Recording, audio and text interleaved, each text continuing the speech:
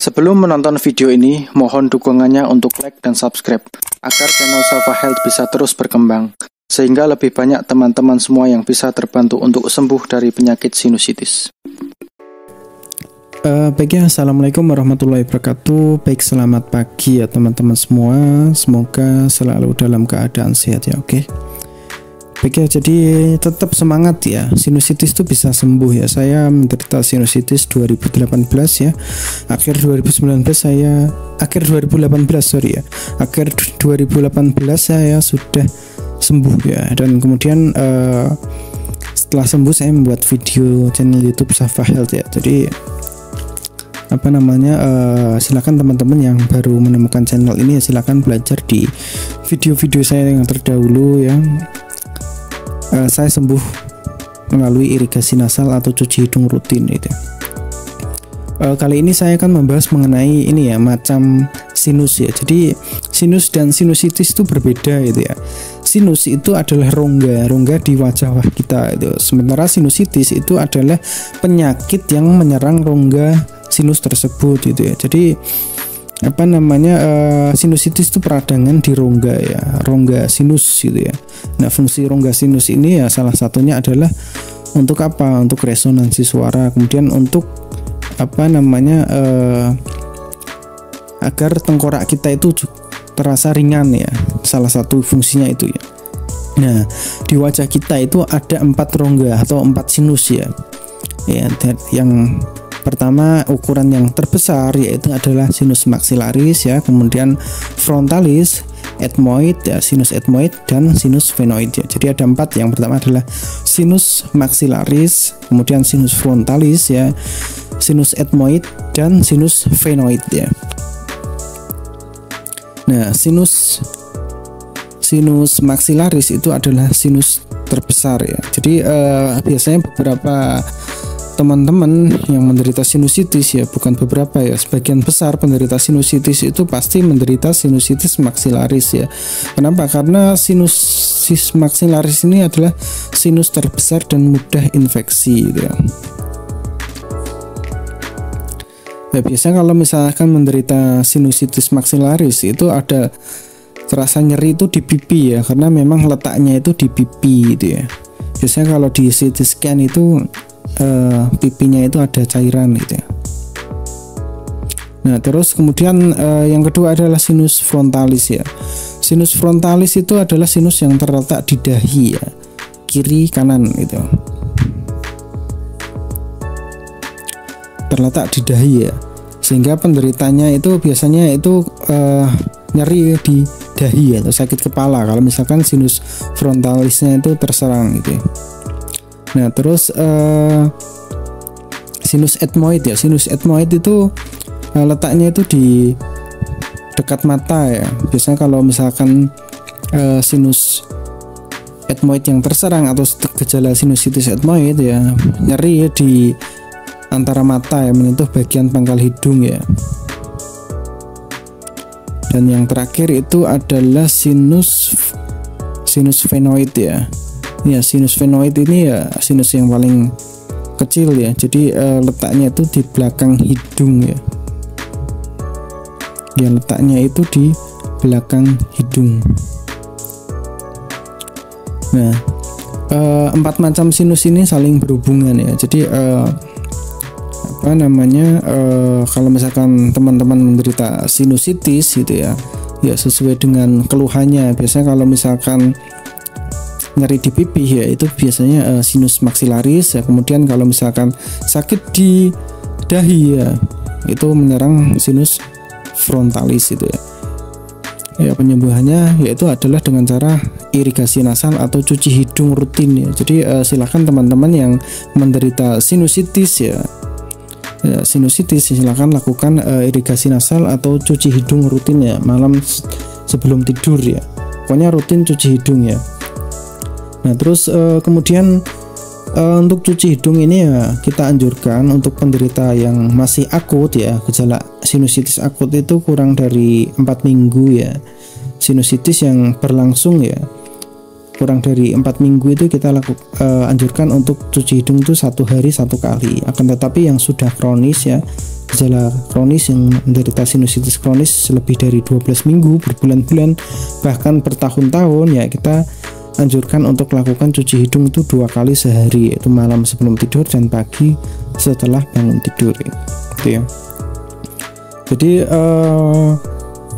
tahunya kita menderita sinusitis maxillaris, frontalis, ya, ethmoid atau phenoid ini biasanya dari dokter, ya, dari dilakukan CT scan, ya, dan biasanya sesuai yang teman-teman keluhkan, ya. Akan tetapi memang secara umum, ya, kalau kita menderita pilek, ya, tidak kunjung sembuh, kemudian ada nyeri di sekitar wajah, ya, yaitu sinusitis, gitu ya.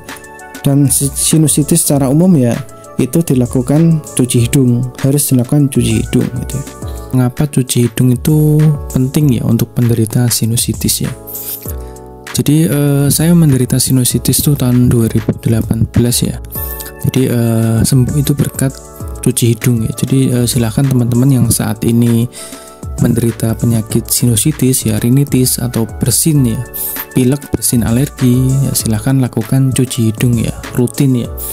Bahkan kalau sudah polip pun masih tetap bisa sembuh, ya, dengan cara apa? Dengan cara cuci hidung, ya. Silahkan teman-teman bisa cek video-video saya yang terdahulu. Bahkan dulu ada yang sempat itu sampai tidak bisa bernafas lewat hidung, ya. Karena apa? Karena kedua lubang hidungnya itu sudah tertutup. Bernafas itu hanya menggunakan mulut dan akhirnya bisa sembuh, gitu. Jadi silakan teman-teman belajar irigasi nasal yang benar, ya. Silakan nonton video-video saya yang terdahulu, gitu. Cuci hidung itu penting sekali untuk penderita sinusitis, ya. Karena apa? Karena sejauh ini yang paling efektif untuk menyembuhkan sinusitis itu hanya cuci hidung, ya. Saya sudah melakukan pengobatan berbagai macam cara, ya. Mulai dari berobat rutin, kontrol rutin, ya. Berobat rutin, kontrol, ya. Jadi tidak boleh putus obat, itu saran dari dokter saya dulu, ya. Jadi pokoknya kalau sinusitis itu sebelum obat habis itu sudah kontrol. Jadi tidak boleh putus obat 3 kali, tidak boleh putus obat, ya. Akan tetapi juga tidak sembuh, gitu ya. Mengkonsumsi minuman hangat, ya. Dulu itu saya mengkonsumsi jahe, ya, minuman jahe asli, gitu ya. Setiap pagi, teh juga, gitu kan. Nah, terus kemudian pernah juga menggunakan madu al-fatih, itu madu hitam, ya, madu pahit al-fatih, ya. Nah, terus yang paling ekstrim itu memang ini, ya, meneteskan cuka ke dalam kedua ini, ya, rongga hidung, ya. Dan tidak ada yang sembuh, gitu ya. Sampai akhirnya ketemu irigasi nasal atau cuci hidung, ya. Jadi silakan teman-teman yang saat ini masih sinusitis, ya, harus belajar cuci hidung, ya. Rutinkan cuci hidung, belajar cuci hidung yang benar, ya. Nah, mengapa cuci hidung itu bisa membantu sinusitis, ya? Yang pertama itu mengencerkan lendir, ya. Jadi larutan garam yang digunakan untuk cuci hidung itu dapat membantu mengencerkan lendir yang mengental di dalam hidung dan sinus, ya. Nah, ini di dalam hidung dan sinus, ya. Jadi hidung dan sinus itu beda, gitu. Jadi kalau pilek itu menyerangnya itu hidung, ya, dalam hidung ini, ya, rinitis, ya. Kalau sinusitis, ya, sinus, gitu. Membantu mengencerkan lendir yang mengental di dalam hidung dan sinus sehingga lebih mudah dikeluarkan, ya.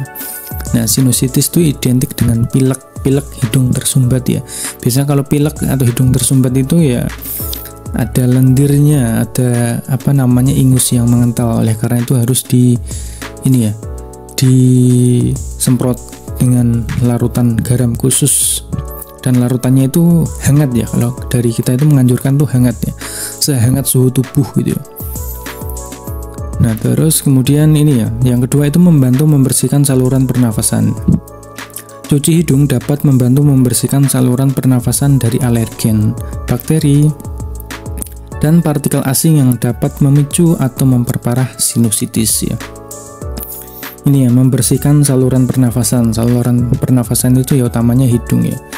Jadi dengan cuci hidung ini bisa membersihkan ini, ya, hidung itu dari alergen, bakteri, partikel asing, ya. Ya, kita itu kan aktivitas biasanya di dalam atau di luar ruangan itu pasti kita itu hidung kita itu ada terkena polusi debu gitu ya. Bahkan pakai masker pun itu tetap tidak menjamin 100% hidung kita itu tidak terkena debu gitu ya.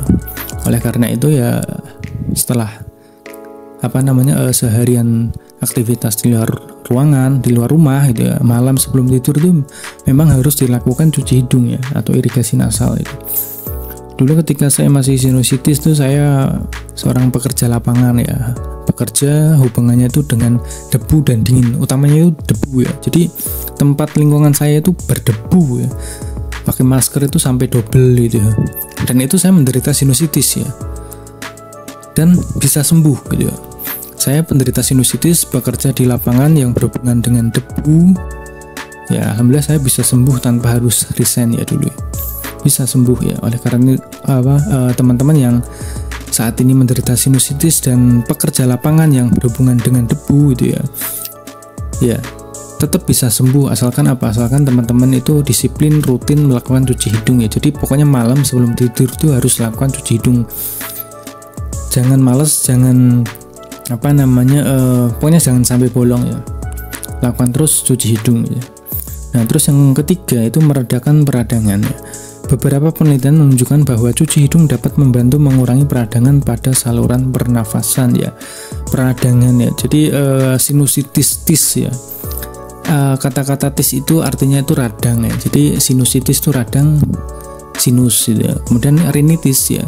Rino itu kan hidung ya. Tis itu radang, jadi radang hidung ya. Jadi sinusitis dan rinitis itu saling berhubungan ya. Jadi gampangnya itu gini ya. Jadi kalau misalkan sinusitis itu sudah pasti ada rinitis gitu ya.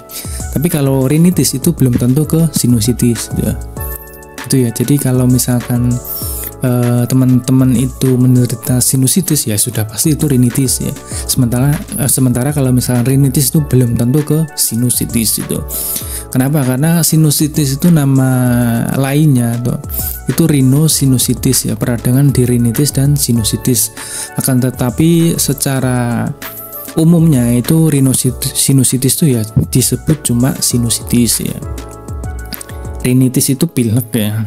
Kalau sinusitis itu ya radang sinus. Jadi rinitis itu pilek, kalau rinitis itu pilek, kalau sinusitis itu pilek berkepanjangan lebih dari 2 minggu tidak kunjung sembuh ya, itu dicurigai sebagai sinusitis. Oke. Jadi teman-teman yang saat ini masih masih menderita sinusitis ya silahkan belajar cuci hidung ya, karena cuci hidung ini sangat efektif untuk menyembuhkan sinusitis ya. Oke. Baik ya, sekian ya. Semoga teman-teman lebih banyak yang terbantu untuk sembuh sinusitis. Sekian, wassalamualaikum warahmatullahi wabarakatuh.